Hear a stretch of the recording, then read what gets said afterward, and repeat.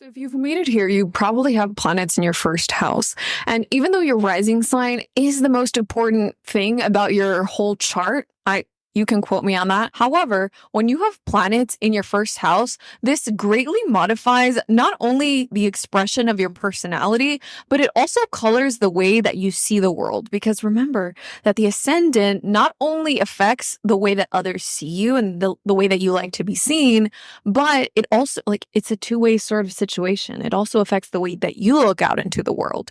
And these planets found in your first house, they really give you nuance that describes the kind of energy that you needed to survive in whatever environment that you were brought into the world. Hi, if you don't know my face, my name's Denise and I make content here and on PuroAstrology.com to help people get to know themselves and their partner better using astrology. The better you know yourself, the better you're able to love yourself and love other people because, to know is to love. I really think that. And using astrology to do that, to get to know ourselves and others, is what this channel is all about. So if that sounds interesting to you, then I invite you to subscribe to my channel. And basically, when you have a lot of planets there, it means that you're a little bit of a complex character. You're not so straightforward as somebody who just has a rising sign. When you have planets in there, then this really modifies. This is the case when you can't really just watch a rising sign video and identify with everything. This is really going to modify things for you. And another really important thing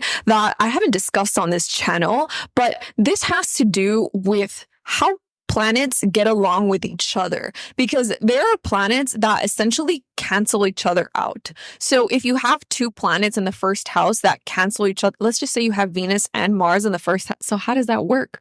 How does that work if you have Venus and Mars in a situation? Not only does it make you more complex, but you have to keep in mind what planets do you have in the first house or in any house? How do those planets get along? If you'd like a video on that, on the general dispositions that the planets have towards each other, make sure you drop a comment that says, Denise, I want to know how the planets get along with each other, because this is also very important when it comes to astrology. Okay, so if you have your sun in the first house, you have a strong presence to you. And this is the case even if you have a sun in a water sign. People who have sun in the first house, they have a very clear message that they're going to need to be heard and felt in whatever environment they were brought into. They have a sense of who I am matters and who I am is important. Even if they're maybe an Aquarius or a Pisces, people who have sun in the first house are going to have a stronger sense of self than somebody who has, say, a sun in the 7th house or in the 12th house, in the 11th house even.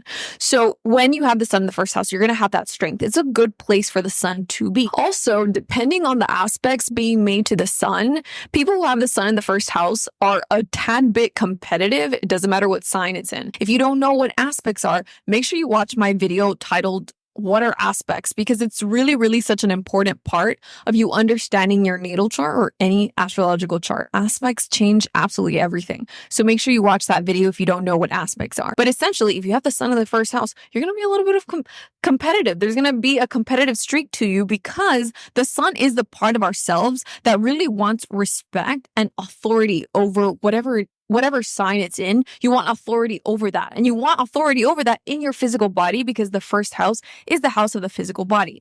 And you want other people to see that you are that bitch, basically, whatever sign it's in. Like if it's in Taurus, you got some money to you. If it is in Sagittarius, you're intelligent, you're cultured, you are well-traveled. That is how you want other people to see you and perceive you. And you'll compete at whatever it is that your sign is in the first house with that sun in there. You're going to be a little bit competitive. When you have the sun in the first house, you're also going to have freedom to be yourself no matter the cost. No matter the cost, it doesn't matter where you are. You cannot be kind of told what to do or how to be or how to act. And this is going to be the case unless you have some really harsh situation going on between your sun and Saturn or Pluto. Saturn and Pluto are the two that tend to kind of dim the sun whenever they're interacting with it, especially harshly. If you have a trine from Pluto or Saturn, you're going to be a little bit more subdued. You're still going to need that freedom, but you're going to be a bit a bit more subdued if you didn't have an interaction between Pluto and Saturn. Pluto and Saturn have a bit of that dimming to the spotlight effect that the sun has in the first house. So if you have moon in the first house, it's a bit opposite than the sun.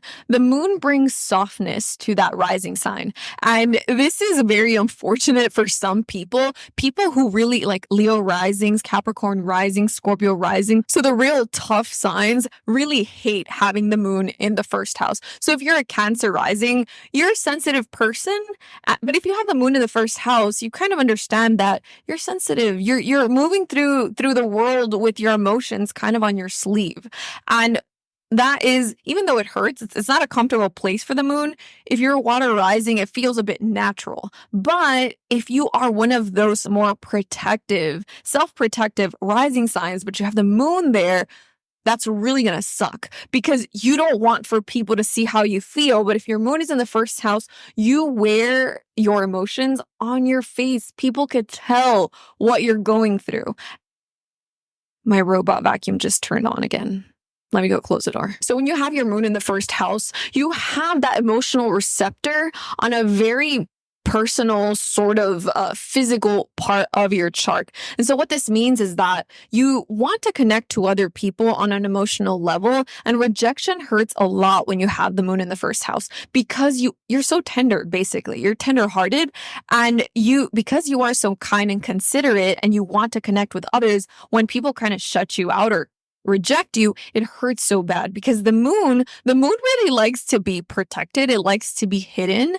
And when your moon is in the first house, it has no protection. It has nowhere to hide. It's like right there on your face. It's very visible and there's nothing you could really do about it. So if you're maybe a moon in Leo in the first house, or if you have a Capricorn moon in the first house, this is rough because you tend to carry yourself with greater deal of respect and like authority, and you want to be taken seriously. But whenever you are injured and hurt, like people could see that, and that could be really difficult to deal with. When you have moon in the first house, you could also be a bit reactive and a little bit, when you're younger, you could be a little more emotionally immature than other people with the same moon sign because it's in your first house. So the first house is the house of me, me, me, me, me. So when you're concerned with your emotional needs above the needs of other people, you're going to tend to seem more emotionally immature. But depending on the sign it's in, as you grow and develop and as you have more relationships, you learn to take turns because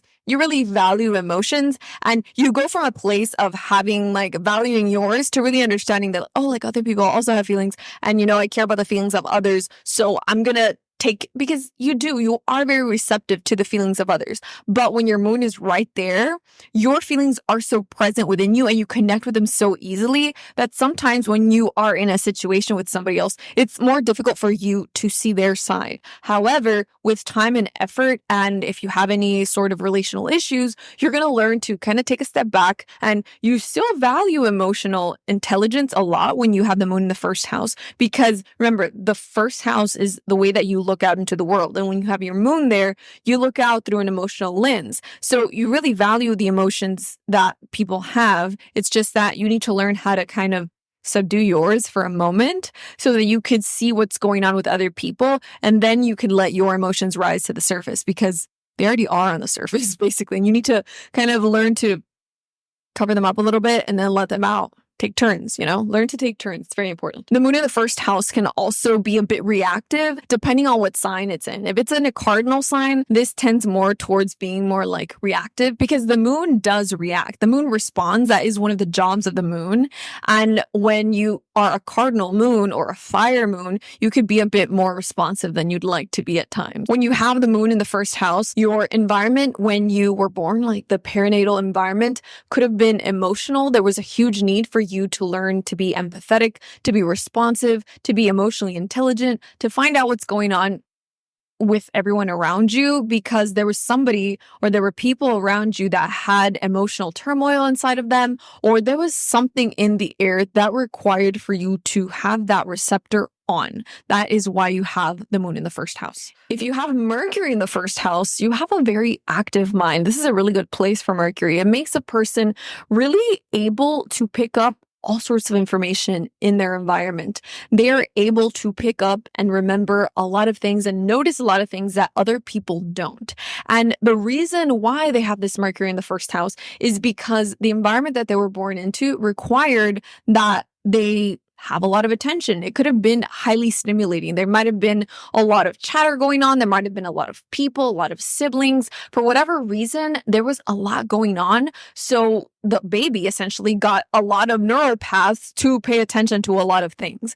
And so because of this, you have a lot of attention to spend essentially throughout the day. So what this does is it makes you very curious about what's going on around you. And it also means, because your first house, remember, it is your physical body, it means that you have a very easy access to your thoughts, ideas, and communication. Like, you don't have to hang back. You're very quick to respond intellectually because that Mercury is very accessible to you. Any planets that are within the first house, especially after that ascendant degree, so on the first house side of things, all of those planets are going to be very, very accessible to you. If it is a little before the ascendant degree, then you might have to reach a little bit more, but it still is connected to that rising sign. So you're going to have a highly adept mind that is able to not only respond to intellectual situations around you, but attend to a lot of things. You have a lot of attention span when you have Mercury in the first house. You could be a little spicy. You could be quick to respond to people whenever you're in an intellectual battle. You could be very good at debating. Things like that come very easily to you because, as I said, your ideas and thoughts are very accessible to you, very easily accessible, as opposed to somebody who has Mercury in the 7th house, who has to consider the other side of things, Mercury in the 12th house, who has to kind of go inside of themselves to bring ideas out. If you have your Mercury in the first, it's right there. It's very accessible to you. When you have Venus in the first house, you really have this need to be liked by others, because when you were growing up, the environment that you were thrust into needed for you to be kind of receptive to other people. You were going to need to be more diplomatic and more adjustable. You need to be able to bend a little bit more when you have Venus in the first house. And because of that, you really appreciate when people see that about you, when people see how graceful you are, how kind you are, how respectful you are. All of those things really matter when a person has Venus in the first house. And one thing that is very important is to see the dignity of the planets in the first house, because it could really tell you. And when I mean dignity is, we're talking about traditional astrology. If you would like a video on that, let me know in the comments. I'll probably make it. So if you don't know what dignity is, watch the video titled Dignity in Astrology.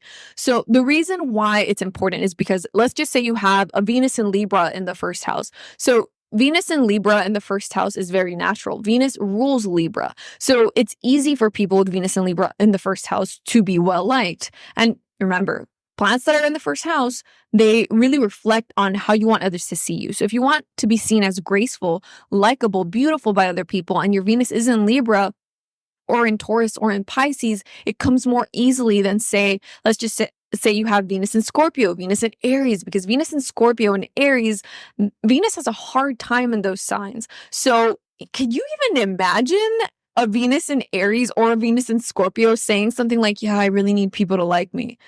My Venus in Scorpio, I'm just absolutely not. I don't give fuck if people don't like me, Or a Venus in Aries. Can you imagine a Venus in Aries person being like, yeah, I really would like for people to like me? Venus in Aries people do not like to bend who they are. They want to be authentic, be themselves, and they're not going to edit themselves for anyone.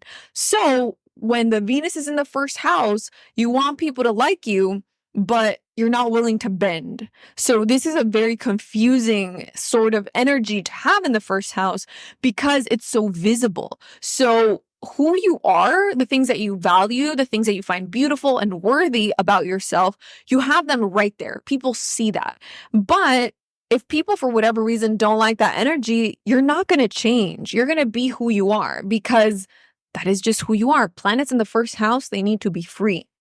And Venus, when it's in Libra, it could still be they don't like when I do this. Okay, I don't have to act like this around them. I could modify myself. Who cares, as long as I know who I am. But Venus in Scorpio, Venus in Aries, they're like, no, I'm not going to change myself for anyone. And then people don't like them. And it hurts so much when you have the Venus in the first house, because people with Venus in the first house, they want to get along with others. And sometimes in order to get along with other people, you do have to edit yourself. You do have to modify the way that you present. And this is a very uncomfortable thing when you have kind of a rougher Venus. So that's why pay attention to what dignity the planet has that you have in the first house. Because if it is in a sign that it's happy in, then it's going to have an easier time. So when it's in a sign that is in fall or in detriment, then it's going to have a harder time at gaining acceptance from other people for that energy.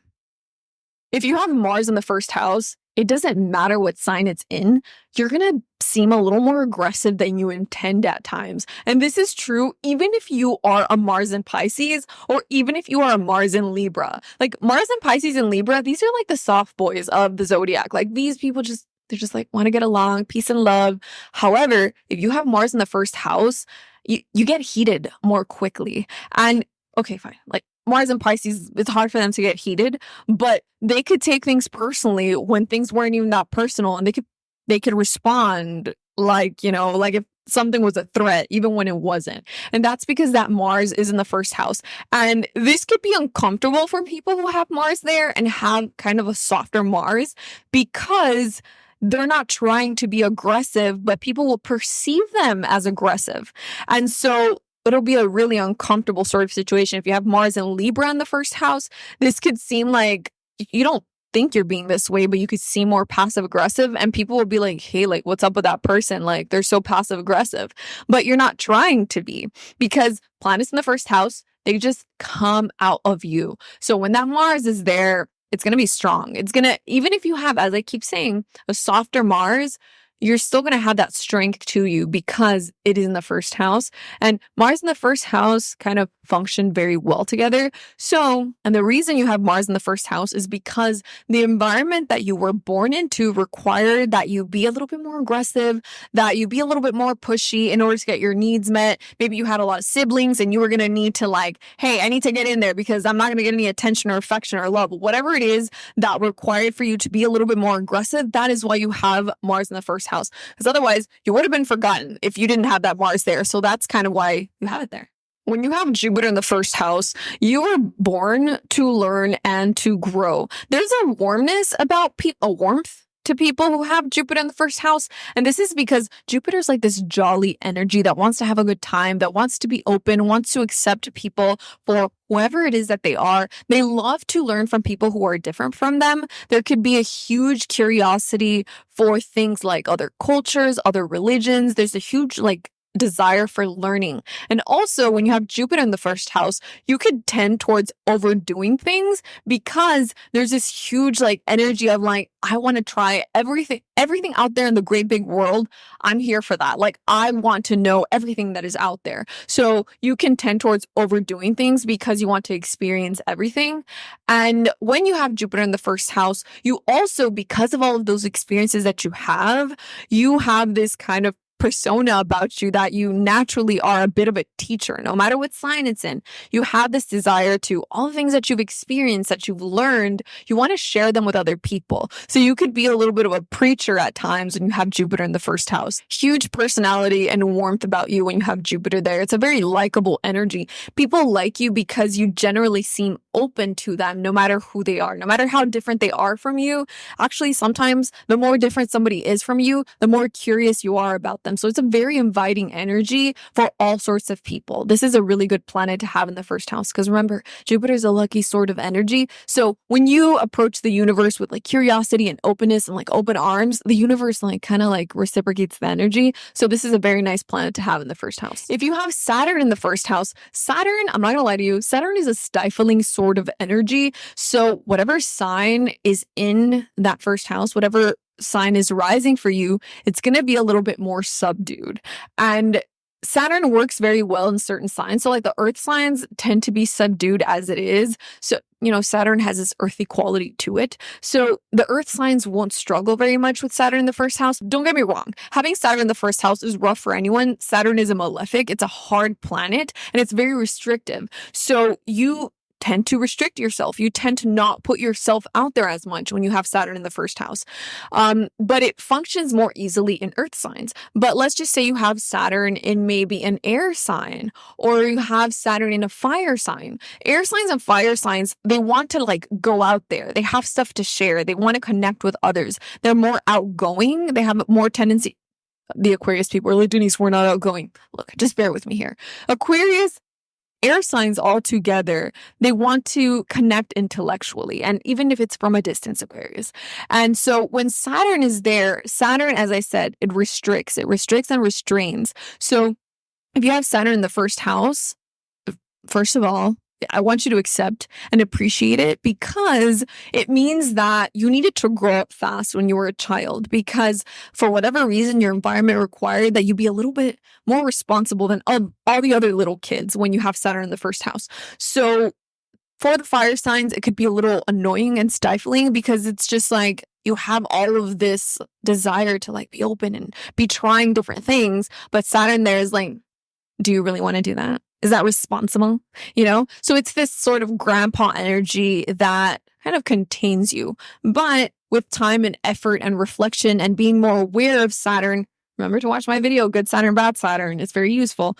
So for all of these planets, I'm going to do a video like that for all of the planets, and I will put them all in the description box. So Saturn here is going to, through time and age, you're going to get better at whatever sign your Saturn is in. You're going to really master that area, because Saturn is a planet that denotes like not only difficulty, but through that difficulty and effort, remember, Saturn always requires effort and work. So if you put in effort, work, and diligence into whatever area Saturn is in this case, in your first house, in your physical body, in your presence, in your outlook, in the things that you try, that you put yourself out in the world as, then Saturn is going to reward you by making you very good at whatever it is that you're doing with that Saturn in the first house. So learning to master who you are and the way that you assert yourself in the world is very important when you have Saturn in the first house. And as I keep saying, your environment really required that you be a little bit more serious, that you be a little bit more careful, more mature when you have Saturn in the first house.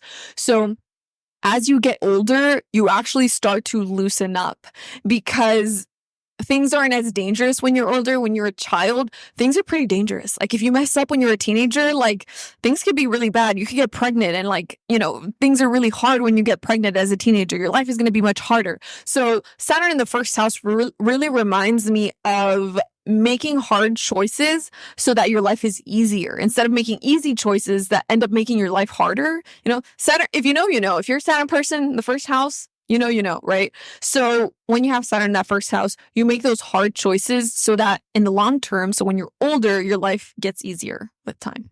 If you have Uranus in the first house, there is something unusual about the environment that you were thrust into. So the kind of family that you came into the world in, or the dynamic between your parents, maybe they were very modern, or they had a very non-traditional sort of situation. Maybe they weren't married, or maybe you have a blended family, or your parents separated. There was something non-traditional about the environment that you were born into. So because of that, when you have Uranus in the first house, you have a very strong need to be an individual. You know, while somebody maybe with Venus in the first house, they want to say me too when they meet somebody. They're just like, oh yeah, oh, I really like this. Oh, me too. I like that too. You know, they're more agreeable. They want to be agreeable because they want to get along. A Uranus in the first house person is just like, nope.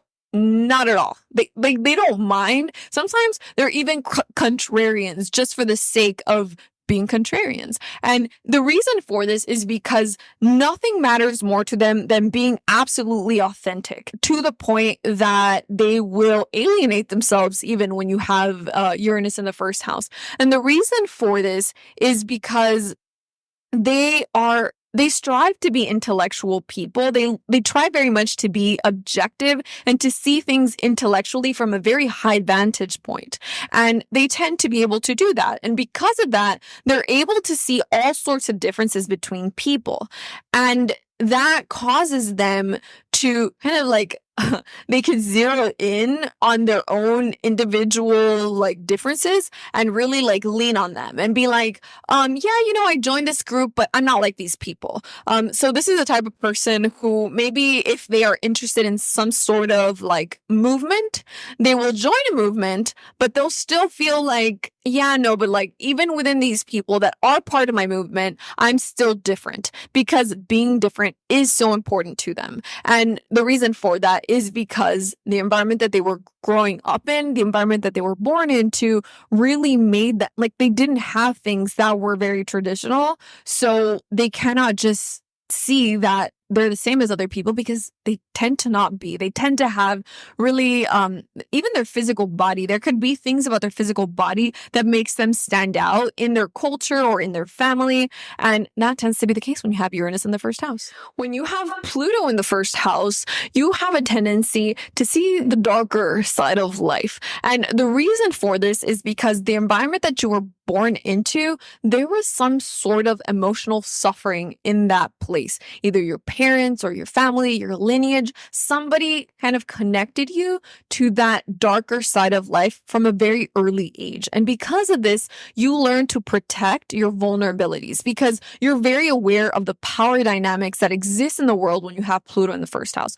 Pluto in the first house is supremely modifying to any rising sign that you have. And right now we're going to see like the Sagittarius Pluto people, the Scorpio Pluto, so Scorpio rising people, this is more of the same. It does make you a little more intense because you do have Pluto there, but the Sag Pluto people are the ones that I find are more modified because Sag naturally wants to be open and wants to trust and really, the universe is a beautiful place. It's wonderful. We're here to learn. We're here to share. However, Pluto makes them really quiet. It makes them very careful. They don't share of themselves as easily as another Sagittarius rising would who didn't have Pluto there. So Pluto there is a very, very modifying for the rising sign.